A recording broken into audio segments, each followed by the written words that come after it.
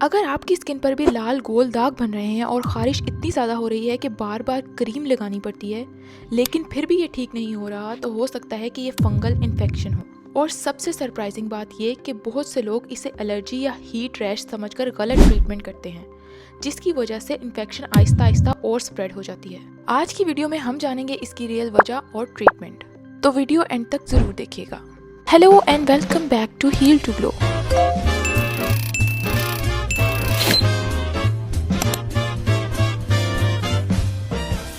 अक्सर लोग इस प्रॉब्लम को शुरू में सीरियस नहीं लेते। पहले छोटा सा रैश होता है, फिर आहिस्ता आहिस्ता वो साइज में बढ़ने लगता है और ख़ारिश भी ज़्यादा हो जाती है। कुछ लोगों को ये प्रॉब्लम थाइस के बीच में होती है और कुछ को पाँव की उंगलियों के दरमियान, तो कुछ लोगों को बॉडी पर गोल रैश की फॉर्म में नजर आती है। इसीलिए ज़रूरी है कि फंगल इन्फेक्शन को सही तरह समझा जाए। सिंपल लफ्जों में फंगल इन्फेक्शन स्किन का इन्फेक्शन होता है जो फंगस की वजह से होता है। हमारी स्किन पर नॉर्मली भी कुछ फंगाई मौजूद होते हैं, लेकिन जब स्किन पर पसीना ज्यादा आता है या स्किन लंबे वक्त तक मॉइस्ट रहती है तो ये फंगाई तेजी से ग्रो करने लगते हैं और इन्फेक्शन क्रिएट कर देते हैं।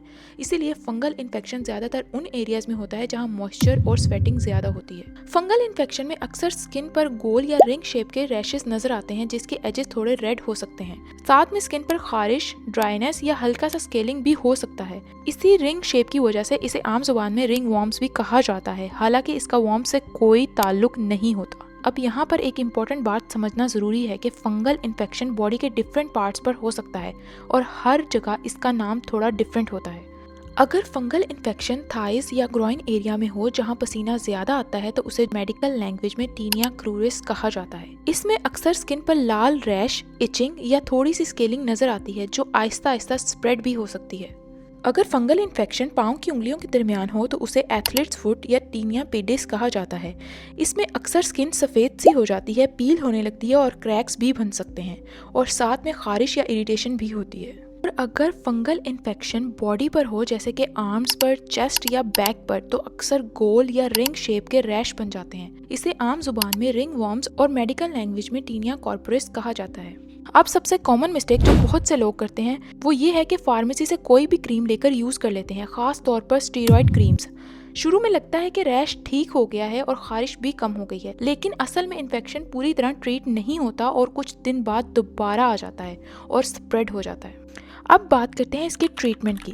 ज़्यादातर केसेस में fungal infection anti fungal creams या पाउडर से कंट्रोल हो जाता है जो फंगस को डायरेक्टली टारगेट करते हैं। लेकिन अगर इन्फेक्शन ज़्यादा स्प्रेड हो चुका हो और बार बार वापस आ रहा हो तो डॉक्टर कभी कभी ओरल एंटी फंगल मेडिसिन भी देते हैं। सबसे इम्पॉर्टेंट बात यह है कि ट्रीटमेंट को बीच में बंद ना किया जाए बल्कि उसको मुकम्मल किया जाए। फंगल इन्फेक्शन से बचने के लिए स्किन को क्लीन और ड्राई रखना बहुत ज़रूरी होता है। पसीना आने के बाद कपड़े चेंज करना, टाइट क्लोथ्स अवॉइड करना और टॉवल या पर्सनल आइटम शेयर ना करना इन्फेक्शन के रिस्क को कम कर सकता है।